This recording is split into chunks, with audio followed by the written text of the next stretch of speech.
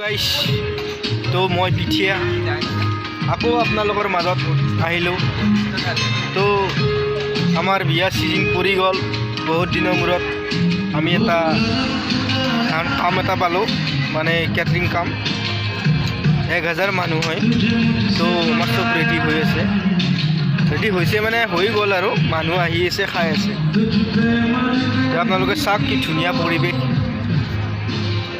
ইফালে plate set সজোৱা আছে, আমাৰ মানুহ লৈ আছে, খাই আছে।